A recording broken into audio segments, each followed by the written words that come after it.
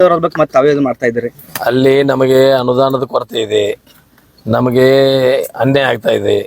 ನೀರಾವರಿ ಆಗಲಿ, ಶಿಕ್ಷಣ, ಆರೋಗ್ಯ ಎಲ್ಲ ಥರದಿಂದ ನಮಗೆ ಒಂದು ಮತ್ತು ಆ ಭಾಗದವರಿಗೆ ಒಂದು ಆಗ್ತಾ ಇರೋದ್ರಿಂದ ನಮ್ಮದು ನಾವು ಮಾಡಿಕೊಟ್ರೆ ನಾವು ಪ್ರಗತಿಯನ್ನು ಮಾಡ್ಕೋತೀವಿ. ನಮಗೆ ಫಂಡ್ಸ್ ಹೆಚ್ಚು ಬರ್ತಾವೆ ಅಂತೇಳಿ ನಮ್ಮ ಒಂದು ಕೂಗು. ಅದಕ್ಕೆ ಎಲ್ಲರೂ ಸಹಕಾರ ಕೊಡಬೇಕು ಅನ್ನೋಂಥದ್ದು ವಿನಂತಿ. ನನ್ನ ಪ್ರತಿಕ್ರಿಯೆ ನೋಡಿ, ಕಾಗೆ ಅವರು ಯಾವ ಒಂದು ಸಂದರ್ಭದಲ್ಲಿ ಆ ಹೇಳಿಕೆಯನ್ನ ಕೊಟ್ಟಿದಾರಂತ ನಂಗೆ ಗೊತ್ತಿಲ್ಲ. ಅವ್ರನ್ನೇ ಹೋಗಿ ತಾವು ಸ್ಪಷ್ಟೀಕರಣ ಕೇಳಬೇಕು.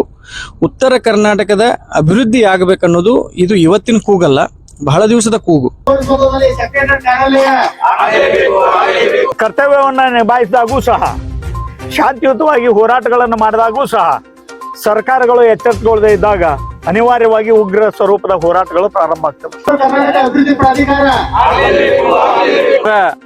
15 ಜಿಲ್ಲೆಗಳ ಪ್ರತ್ಯೇಕ ರಾಜ್ಯ ಆಗಬೇಕು ಅನ್ನುವಂಥ ಅಭಿಪ್ರಾಯಕ್ಕೆ ಈ ಭಾಗದ 1,09,208 ಜನರು ತಮ್ಮ ಲಿಖಿತ ಅಭಿಪ್ರಾಯವನ್ನ ಸಹಿಯೊಂದಿಗೆ ಕೊಟ್ಟಿದ್ದಾರೆ.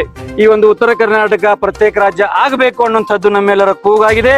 ಹಾಗಾಗಿ ಎಲ್ಲ ಜನಪ್ರತಿನಿಧಿಗಳು ಕೂಡ ಬರುವ ಚಳಿಗಾಲ ವಿಧಾನಸಭಾ ಅಧಿವೇಶನದಲ್ಲಿ ಬೆಳಗಾವಿಯ ಸುವರ್ಣ ವಿಧಾನಸೌಧದಲ್ಲಿ ತಾವು ಗಟ್ಟಿಯಾಗಿ ದಿಟ್ಟತನದಿಂದ, ನೀವು ಬಹಳಷ್ಟು ಸ್ವಾಭಿಮಾನದಿಂದ ಗಟ್ಟಿ ಧ್ವನಿಯನ್ನ ಎತ್ತಬೇಕು.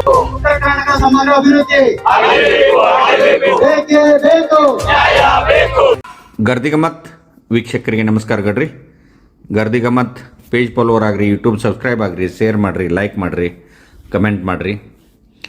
ಬೆಳಗಾವಿ ಅಧಿವೇಶನ ಆಗುತ್ನ್ಯಾಗ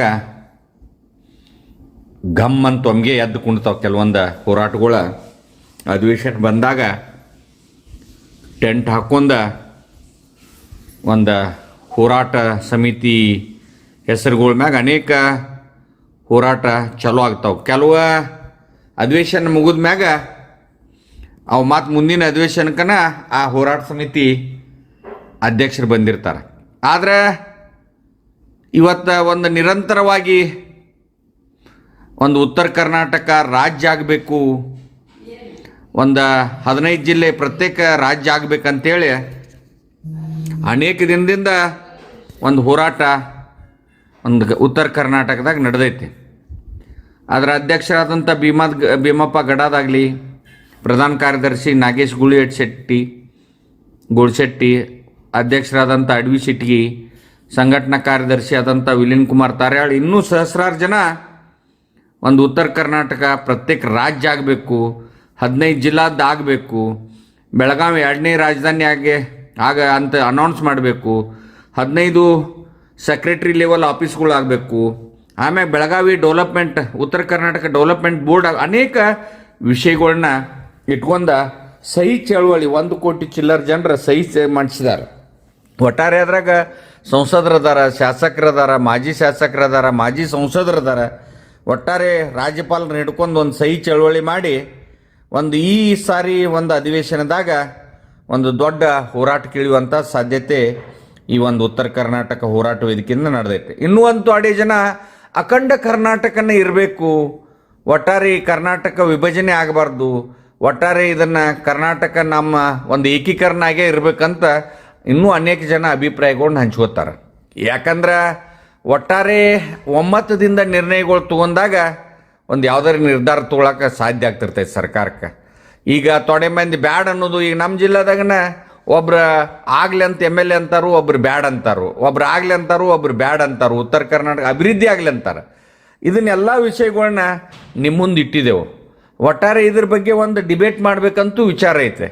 ಇದು ಉತ್ತರ ಕರ್ನಾಟಕ ಪ್ರತ್ಯೇಕ ರಾಜ್ಯ ಆಗಬೇಕು, ಆಗಬಾರ್ದು, ಏಕೀಕರಣ ಕರ್ನಾಟಕ ಇರಬೇಕು ಅನ್ನೋದ್ರ ಬಗ್ಗೆ ನೀವು ಕಮೆಂಟ್ ಮಾಡಿರಿ, ಲೈಕ್ ಮಾಡಿರಿ, ಶೇರ್ ಮಾಡಿರಿ. ಎಲ್ಲ ನಿಮಗೆ ಬಿಟ್ಟಿದ್ದೆವು. ನೀವೇನು ನಿರ್ಣಯ ನನ್ನ ವೀಕ್ಷಕರು ತೋರ್ತಾರೆ ಅದ್ರ ಮ್ಯಾಗ ಮುಂದಿನ ಹೋರಾಟಕ್ಕೆ ಅಣಿ ಆಗೋಣ. ನಮಸ್ಕಾರ. ಬಗ್ಗೆ ಮತ್ತೆ ತಾವೇ ಮಾಡ್ತಾ ಇದ್ದೀರಿ. ಅಲ್ಲಿ ನಮಗೆ ಅನುದಾನದ ಕೊರತೆ ಇದೆ, ನಮಗೆ ಅನ್ಯಾಯ ಆಗ್ತಾ ಇದೆ. ನೀರಾವರಿ ಆಗಲಿ, ಶಿಕ್ಷಣ, ಆರೋಗ್ಯ ಎಲ್ಲ ಥರದಿಂದ ನಮಗೆ ಒಂದು ಮತ್ತು ಆ ಭಾಗದವರಿಗೆ ಒಂದು ಆಗ್ತಾ ಇರೋದ್ರಿಂದ ನಮ್ಮದು ನಾವು ಮಾಡಿಕೊಟ್ರೆ ನಾವು ಪ್ರಗತಿಯನ್ನು ಮಾಡ್ಕೋತೀವಿ.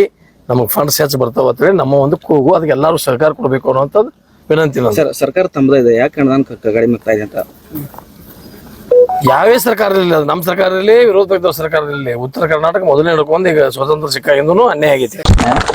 ವಿಶೇಷವಾಗಿ ಉತ್ತರ ಕರ್ನಾಟಕ ಪ್ರತ್ಯೇಕ ರಾಜ್ಯ ಆಗ್ಬೇಕು ಅಂತ ಬಿಟ್ಟು ಕಾಗೆ ಅವರು ಪತ್ರ ಬರೆದಿದ್ದಾರೆ ಸರ್. ವಿಶೇಷವಾಗಿ ತಾವು ಸಹ ಸರ್ಕಾರದ ಪ್ರತಿನಿಧಿ, ನಮ್ಮ ಪ್ರತಿಕ್ರಿಯೆ ಯಾವ ರೀತಿ ಸರ್? ನೋಡಿ, ಕಾಗೆ ಅವರು ಯಾವ ಒಂದು ಸಂದರ್ಭದಲ್ಲಿ ಆ ಹೇಳಿಕೆಯನ್ನ ಕೊಟ್ಟಿದಾರಂತ ನಂಗೆ ಗೊತ್ತಿಲ್ಲ. ಅವ್ರನ್ನೇ ಹೋಗಿ ತಾವು ಸ್ಪಷ್ಟೀಕರಣ ಕೇಳಬೇಕು. ಉತ್ತರ ಕರ್ನಾಟಕದ ಅಭಿವೃದ್ಧಿ ಆಗ್ಬೇಕನ್ನೋದು ಇದು ಇವತ್ತಿನ ಕೂಗಲ್ಲ, ಬಹಳ ದಿವಸದ ಕೂಗು. ಯಾಕಪ್ಪ ಅಂತಂದ್ರೆ ವಿಶೇಷವಾಗಿ ನಮ್ಮ ಬೆಳಗಾವಿ ಹಿಡ್ಕೊಂಡು ಧಾರವಾಡ ಜಿಲ್ಲಾ ಹಿಡ್ಕೊಂಡು ಈ ಕಡೆ ಉತ್ತರ ಕರ್ನಾಟಕ ಭಾಗದಲ್ಲಿ ಇನ್ನೂ ಹೆಚ್ಚಿನ ನೀರಾವರಿ ಒಂದು ಕೆಲಸಗಳು ಬರಬೇಕು, ಹೆಚ್ಚಿಗೆ ನಮಗೆ ಡೆವಲಪ್ಮೆಂಟ್ ಆಗಬೇಕು. ಇವಾಗ ಬೆಳಗಾವಿಯನ್ನ 2ನೇ ರಾಜಧಾನಿ ಅಂತ ನಾವು ಗುರುತಿಸಿದ್ದೇವೆ, ಇಲ್ಲೇ ಸುವರ್ಣಸೌಧ ಕಟ್ಟಿದ್ದೇವೆ. ಆದರೆ ಸುವರ್ಣಸೌಧಕ್ಕೆ ಕೆಲವೊಂದು ಸರ್ಕಾರಿ ಕಚೇರಿಗಳು ಸ್ಥಳಾಂತರ ಆಗಬೇಕು. ಇಲ್ಲಿರುವಂಥ ಕೇನ್ ಕಮಿಷನರ್ ಒಂದು ನಿಜಲಿಂಗಪ್ಪ ಸಕ್ಕರೆ ಇನ್ಸ್ಟಿಟ್ಯೂಟ್ ಐತಿ, ಅಲ್ಲಿ ಬೆಂಗಳೂರಿನಲ್ಲಿ ಕೂಡುವಂಥ ಒಂದು ಸಕ್ಕರೆ ಇಲಾಖೆಯ ಕಮಿಷನರೇಟು ಇಲ್ಲಿ ಆಗ್ಬೇಕಂತೂ ಕೂಡ ಬೇಡಿಕೆ ಐತಿ. ಸಾಕಷ್ಟು ಇಲಾಖೆಗಳು ಬೆಳಗಾವಿಗೆ ಬರ್ಬೇಕಂತಿದೆ, ಕೂಗಿದೆ. ನಮ್ಮ ಉತ್ತರ ಕರ್ನಾಟಕದ ಅಭಿವೃದ್ಧಿಗಾಗಿ ತಾವು ವಿಶೇಷವಾಗಿ ಹೆಚ್ಚಿಗೆ ಅನುದಾನವನ್ನು ಕೊಡಬೇಕು. ಯಾವ ರೀತಿ ನೀವು ಕಲ್ಯಾಣ ಕರ್ನಾಟಕದ ಅಭಿವೃದ್ಧಿಗಾಗಿ ಒಂದು ಸಪರೇಟ್ ಸಚಿವಾಲಯವನ್ನು ತಾವು ನಿರ್ಮಾಣ ಮಾಡಿದ್ದೀರಾ, ಅದೇ ರೀತಿ ಉತ್ತರ ಕರ್ನಾಟಕದ ಅಭಿವೃದ್ಧಿಗೂ ಕೂಡ ತಾವು ಆದ್ಯತೆ ಕೊಡಬೇಕಂತ ಕೂಗೈತಿ. ಆ ಕೂಗಿಗೆ ನಾವು ಕೂಡ ಬೆಂಬಲ ವ್ಯಕ್ತಪಡಿಸ್ತೀವಿ. ಇನ್ನು ಉತ್ತರ ಕರ್ನಾಟಕವನ್ನು ಸಪರೇಟ್ ರಾಜ್ಯವನ್ನಾಗಿ ಘೋಷಿಸಬೇಕಂತ ಏನಿದೆ ಕಾಗೆ ಅವ್ರದ್ದು, ಅದು ಅವ್ರ ವೈಯಕ್ತಿಕ ಹೇಳಿಕೆ. ಅಭಿವೃದ್ಧಿಗೆ ಉತ್ತರ ಕರ್ನಾಟಕ ಇನ್ನೂ ಜಾಸ್ತಿ ಅನುದಾನ ಸಿಗಬೇಕು, ಆ ಕೂಗಿಗೆ ನನ್ನ ಬೆಂಬಲ ಇದೆ. ಇವತ್ತು ಮುಂಜಾನೆ ಅವ್ರ ಕಡೆ ಹೋಗಿದ್ವಿ, ಅವ್ರು ಭಾಳ ಸ್ಪಷ್ಟವಾಗಿ ಹೇಳಿದರು, ಉತ್ತರ ಕರ್ನಾಟಕ ಪ್ರತ್ಯೇಕ ರಾಜ್ಯಕ್ಕೆ ನಾನು ಬದ್ಧ ಅದೀನಿ. ಅದು ಸರ್ಕಾರ ಅಥವಾ ಪಕ್ಷ ಯಾವುದೇ ಕ್ರಮ ತೆಗೆದುಕೊಂಡರೂ ಕೂಡ ನಾನು ಹೆದರೋದಿಲ್ಲ, ಬೆದರೋದಿಲ್ಲ. ಅದಕ್ಕೆ ನಾನು ಭಾಳ ಸ್ಪಷ್ಟವಾಗಿ ದಿಟ್ಟವಾಗಿ ನಾನು ಅದಕ್ಕೆ ಭಾಳ ಸ್ಟಿಕ್ ಆನ್ ಆಗಿದ್ದೀನಿ ಅನ್ನುವಂಥ ಮಾತನ್ನು ಹೇಳಿ ಅವರು ನಮ್ಮ ಉತ್ತರ ಕರ್ನಾಟಕ ಜನಪ್ರತಿನಿಧಿಗಳಿಂದ ನಾವೇನು ಪ್ರತ್ಯೇಕ ರಾಜ್ಯಕ್ಕಾಗಿ ಒಂದು ಲಿಖಿತ ಅಭಿಪ್ರಾಯ ಮತ್ತು ಸಹಿ ಸಂಗ್ರಹಣಾ ಅಭಿಯಾನವನ್ನು ಏನು ಪ್ರಾರಂಭ ಮಾಡೀವಿ, ಅದಕ್ಕೆ ಮೊದಲಿಗರಾಗಿ ಅವರೇ ಸಹಿ ಸಂಗ್ರಹಣೆಗೆ ಚಾಲನೆಯನ್ನು ಕೊಟ್ಟಿದ್ದಾರೆ.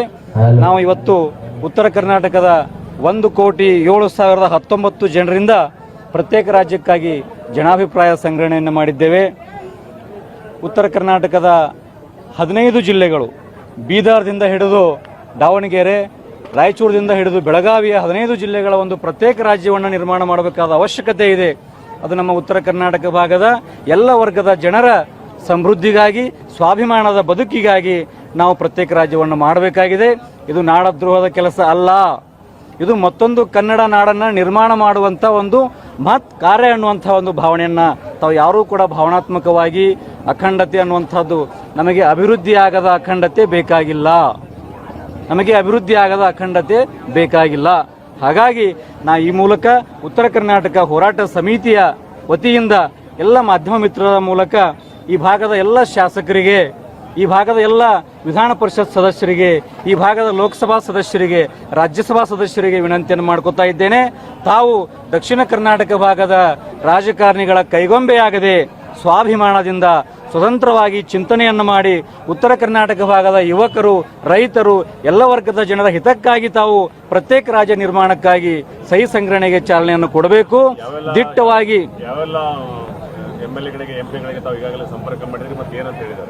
ಸರ್, ಈಗಾಗಲೇ ನಾವು ಎಂಪಿಗಳ ಬಗ್ಗೆ ಹೇಳೋದಾದರೆ ನಮ್ಮ ವಿಜಯಪುರದ ಲೋಕಸಭಾ ಸದಸ್ಯರಾಗಿರುವಂಥ ರಮೇಶ್ ಜಿಗಜಿಣಗಿ ಅವರು ಭಾಳ ಸ್ಪಷ್ಟವಾಗಿ ಹೇಳಿದ್ರು, ಮರ ಇದು ಹಾಕಬೇಕು ಮರ, ನಮ್ಮ ಉತ್ತರ ಕರ್ನಾಟಕ ಅಂದ್ರೆ ಉದ್ಧಾರ ಆಗೋದು ಅನ್ನುವಂಥ ಮಾತನ್ನು ಹೇಳಿದವರು. ಪಕ್ಕ ಜವಾರಿ ಮನುಷ್ಯ ಅವರು ಹೇಳಿದರು. ಅವರು ಸಹಿನೂ ಮಾಡಿಕೊಟ್ಟಾರ, ಗೊತ್ತಿಲ್ಲ. ಎಸ್ ಸರ್, ಅವರು ಕೊಟ್ಟಾರ. ಮತ್ತು ನಾವು ಈಗಾಗಲೇ ರಾಜ್ಯಪಾಲರಿಗೆ, ರಾಷ್ಟ್ರಪತಿಗಳಿಗೆ, ರಾಜ್ಯಪಾಲರಿಗೆ 5/1/2024 ರಾಜ್ಯಪಾಲರಿಗೆ ಇದ್ರೊಳಗೆ ಸರ್ ಟಿ ಶ್ರೀನಿವಾಸ್ ಅಂತ ತಿಳ್ಕೊಂಡು ವಿಜಯನಗರದ ಶಾಸಕರು, ಆನಂದ್ ಸಿಂಗ್ ಅವರು, ಹೊರಟ್ಟಿ ಸರ್ ಬಸವರಾಜ್ ಹೊರಟ್ಟಿ ಅವರು, ಆಮೇಲೆ ಗುರುಮಟ್ಕಲ್ ಶಾಸಕರು ಕುಂದಕೂರ್ ಅವರು, ರೋಣ ಶಾಸಕರು ರಮೇಶ್ ಜಿಗಜಿಣಗಿ ಅವರು, AS ಪಾಟೀಲ್ ನಳಹಳ್ಳಿ ಅವರು, ಯಶವಂತರಾಯಗೌಡ ಪಾಟೀಲ್ರು, ಬಸವನಗೌಡ ಪಾಟೀಲ್ ಯತ್ನಾಳ್ ಅವರು, ರಮೇಶ್ ಕತ್ತಿ ಅವರು, ಅಭಯ್ ಪಾಟೀಲ್ರು, ಇವರೆಲ್ಲರೂ ಕೂಡ ನಾವು ಪ್ರತ್ಯೇಕ ರಾಜ್ಯಕ್ಕೆ ಬೆಂಬಲಿಸ್ತೀವಿ, ಸಹಿ ಮಾಡ್ತೀವಿ ಅನ್ನುವಂಥ ಮಾತನ್ನು ಹೇಳಿದ್ದಾರೆ. ಇನ್ನೂ ಅನೇಕ ಪತ್ರ ಕೊಟ್ಟವರು ಇವತ್ತು ಪ್ರಾರಂಭ ಮಾಡೀವಿ. ಮೊದಲಿಗೆ ಅವರೇ ಯಾರ್ಯಾರ ಹೆಸರಲ್ಲಿ ಅಡ್ರೆಸ್ ಮಾಡಿದ್ದಾರೆ ಸರ್. ಅವರು ಮುಖ್ಯಮಂತ್ರಿಗಳು, ರಾಜ್ಯಪಾಲರು, ರಾಷ್ಟ್ರಪತಿಗಳು ಮತ್ತು ಪ್ರಧಾನಿಗಳಿಗೆ 4 ಜನರು ಕೂಡ ಅಡ್ರೆಸ್ ಮಾಡಿ ಅವರು ಬಹಳ ಸ್ಪಷ್ಟವಾಗಿ ಹೇಳಿದ್ದಾರೆ. ಉತ್ತರ ಕರ್ನಾಟಕ ಸಮಗ್ರ ಅಭಿವೃದ್ಧಿಗಾಗಿ ಬೀದರ್, ಕಲಬುರಗಿ, ರಾಯಚೂರು, ಯಾದಗಿರಿ, ಬಾಗಲಕೋಟೆ ಹೀಗೆ 15 ಜಿಲ್ಲೆಗಳ ಒಳಗೊಂಡಂತೆ ಹೊಸ ರಾಜ್ಯ ರಚನೆಗೆ ನನ್ನ ಆಗ್ರಹವಿದೆ. ಕರ್ನಾಟಕ ಏಕೀಕರಣ ಆದಾಗಿನಿಂದ ಇಲ್ಲಿಯವರೆಗೂ ಎಲ್ಲ ಕ್ಷೇತ್ರಗಳಲ್ಲೂ ಈ ಭಾಗಕ್ಕೆ ನಿರಂತರವಾಗಿ ಅನ್ಯಾಯ